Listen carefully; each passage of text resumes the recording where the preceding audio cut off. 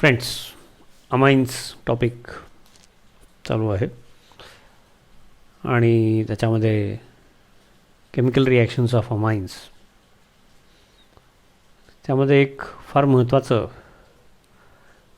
Benzene diazonium ion, म्हणजे normally तो chloride फॉर्ममध्ये वापरतात, benzene diazonium chloride.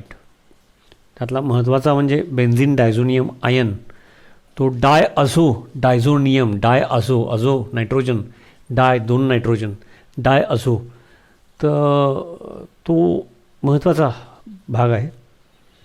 Benzene diazonium chloride आपल्या ऑर्गॅनिक केमिस्ट्रीमध्ये म्हणजे हॅलोजन डेरिव्हेटिव्ज, हायड्रॉक्सी कंपाऊंड्स तेव्हापासून आपण वापरलेलं आहे. पण त्यातले थोडेसे हाऊ इट इज प्रोड्यूस्ड त्याची थोडी हिंट घेऊया. पुन्हा सांगतो की हे सिलेबसमध्ये नाही आहे, पण अशा प्रकारे बघितलं की ते लक्षात ठेवायला, समजून घ्यायला किंवा त्यात काहीतरी लिंक असल्याशिवाय, त्याची थोडी हिंट मिळाल्याशिवाय आपल्याला ते अभ्यास करू वाटणार नाही. म्हणून ही गोष्ट आता सांगतो आहे. आणि त्यातले काही गोष्टी इनडायरेक्टली कुठेतरी उपयोगाला पडणार आहेत. जसं की कुठेतरी नायट्रोसोनियम आयन हा आपल्याला उपयोगाला पडणार आहे. नायट्रेशन ऑफ ॲरोमॅटिक रिंग्स, नायट्रेटिक मिक्सरच्या वेळेला नायट्रोनियम आयन होता, तो NO2+, तो कसा तयार झाला ते प्रिव्हियसली आपण बघितलेला आहे. तसा हा NO+ हा नायट्रोसोनियम आयन. तर एक एक गोष्टी त्यातली पहिला जरा समजून घ्या. सोडियम नायट्राईट, हा सोडियम नायट्राईट बरं का, सोडियम नायट्राईट, ITE, NO2- आहे, तो NO2- आहे. NO3- म्हणजे नायट्रेट, ATE. ओके, तर हा सोडियम नायट्राईट, त्याच्यामध्ये NO2- ITE, आणि आपला NO3- असतो तो नायट्रेट. ते एक क्लिअर त्या निमित्ताने होते. Sodium nitrite and HCl in cold condition when they are mixed, what we get is this. This is nitrous acid. This is nitrous acid. त्याचं बॉन्डिंग असं आहे, जसं नायट्रिक ॲसिड बघतो आपण. ओके, नायट्रिक ॲसिड जर आपण लिहिलं असतं तर ते पूर्वी बघितलं, थोडक्यात तरी पण लिहितो. नायट्रिक ॲसिड असं लिहिलं असतं आपण. ओके, H+ अँड NO3- पाण्यामध्ये डिझॉल्व केलं तर ठीक आहे. ते HNO3 नायट्रिक ॲसिड, हे नायट्रस ॲसिड, त्याचं हे बॉन्डिंग आहे. तर कोल्ड कंडिशनमध्ये, कारण का त्याची स्टॅबिलिटी कमी आहे, आणि एस्पेशली पुढं हा जो डायझोनियम आयनची पण स्टॅबिलिटी हाय टेम्परेचरला कमी आहे, म्हणून कोल्ड कंडिशन महत्त्वाची आहे. Sodium nitrite and dilute HCl, नाही तर मग हा तयार करून ठेवला असता ना बराच वेळ, नाही होत तो, मग तो डिकम्पोज होतो. तर sodium nitrite which gives with dilute HCl which gives nitrous acid. लिहिताना असं लिहितो आपण, बॉन्डिंग असं आहे, माहीत असावं. त्याचे प्रोटोनेशन होतात परत, कारण हे डायल्यूट HCl मधले फ्री H+ आयन्स भरपूर आहेतच ना त्यामध्ये. अजून free H+ ions from dilute HCl या रिॲक्शनमध्ये भाग घेतात. तसं याचं फर्दर प्रोटोनेशन, हा नायट्रस ॲसिड, याचे फर्दर प्रोटोनेशन झालं. प्रोटोनेशन झाल्यामुळं पॉझिटिव्ह चार्ज ऑन ऑक्सिजन, म्हणजे इथे हेट्रोलिसिस होणार.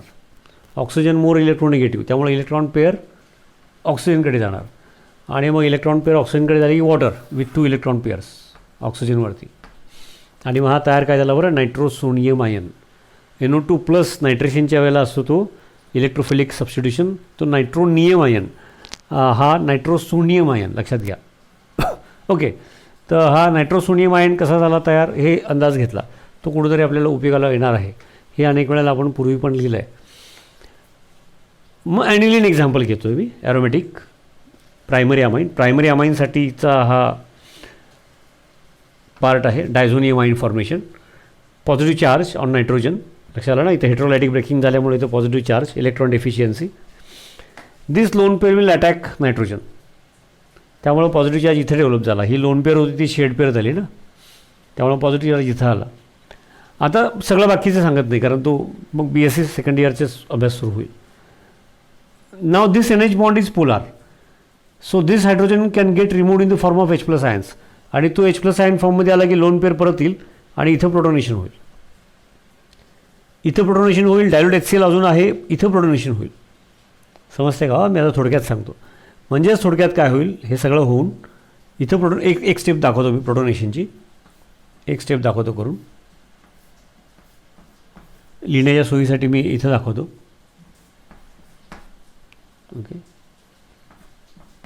हा hydrogen, he lone pair, hydrogen in the form of H+ ions. Okay, बघा इथं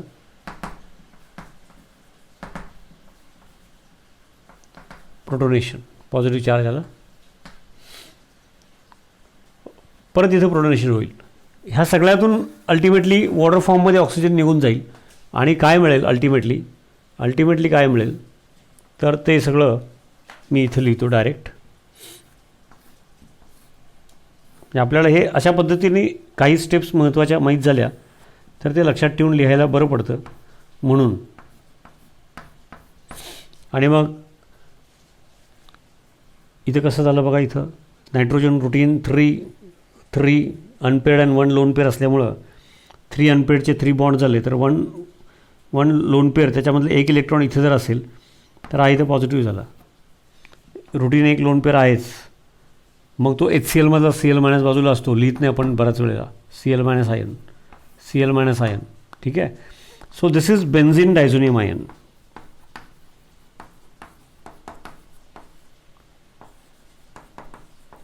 बेन्झीन डायझोनियम आयन हे फार महत्त्वाचं आहे. आणि बाजूला normally we use dilute HCl म्हणल्यानंतर बाजूला Cl- असतो, बेन्झीन डायझोनियम क्लोराईड. हा अनेक वेळा पूर्वी पण वापरला आहे, पुढं पण लागणार आहे. इट इज प्रिपेअर्ड फ्रॉम ॲनिलीन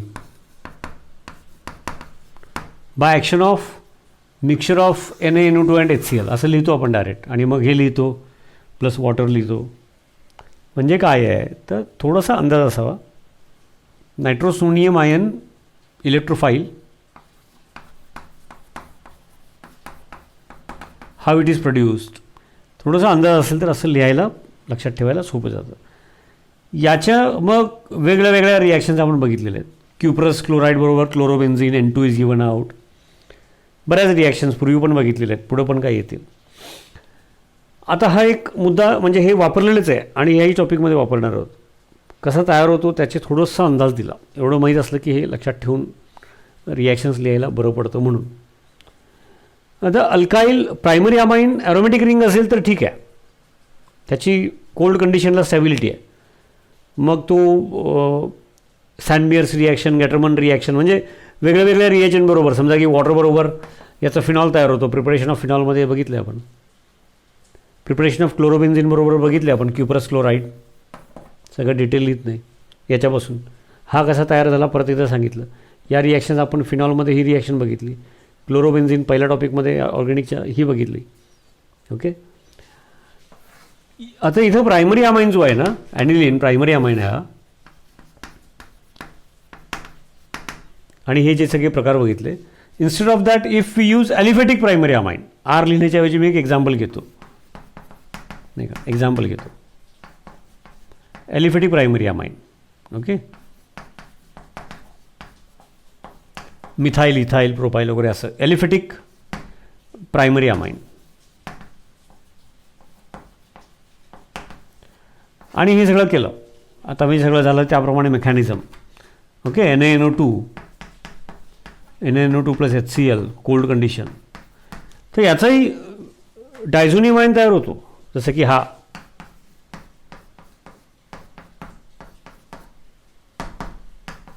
म्हणजे लिहिताना तो बऱ्याच वेळेला असं लिहितात आणि Cl- बाजूला HCl डायल्यूट वापरलेला असतो ना, असं लिहितात. Cl- ion. Alkyl diazonium ion, alkyl diazo 2 nitrogen डायआझो.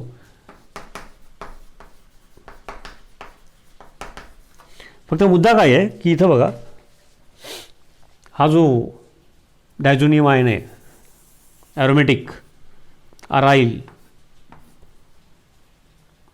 पाय बॉन्ड इकडे शेअर होईल, ही पायवाली इलेक्ट्रॉनिक. म्हणजेच दिस बेन्झीन लो टेम्परेचरला का असे ना, this benzene diazonium ion, aromatic diazonium ion, it is stable. Okay. It is stable because of due to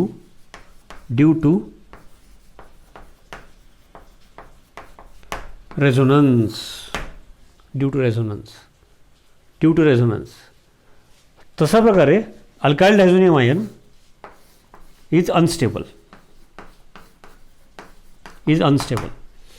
आणि त्यामुळं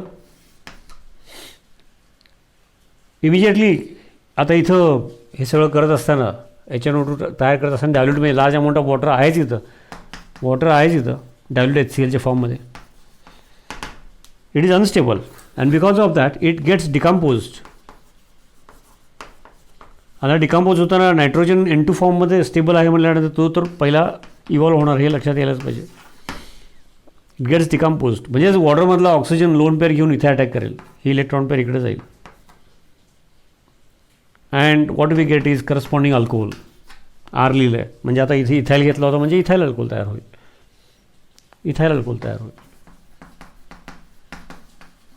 तर एक पुढचा डिस्टिंग्विशिंग पॉईंटमध्ये हा मुद्दा लागू होणार आहे आपल्याला. मुद्दा त्यानिमित्ताने बेन्झीन डायझोनियम आयन पण पूर्वी पण वापरला आहे, त्यानिमित्ताने या टॉपिकमध्ये परत थोडं रिपीट होईल. तेव्हा हाऊ इट इज प्रोड्यूस्ड ते बघितलं. त्यानिमित्ताने इन्स्टेड ऑफ प्रायमरी अमाइन बरोबर तयार होतो. Instead of aromatic primary amine for example aniline, if it is aliphatic primary amine for example ethyl amine. Okay, तर त्याचाही with mixture of NaNO2 and HCl cold condition nitric acid तयार होईल वगैरे हे सगळं आत्ताचं हा तयार होतो. But the moment it is produced benzene diazonium ion जसं बिकॉज ऑफ रेझोनन्स स्टेबल आहे, हा स्टेबल नाही आहे.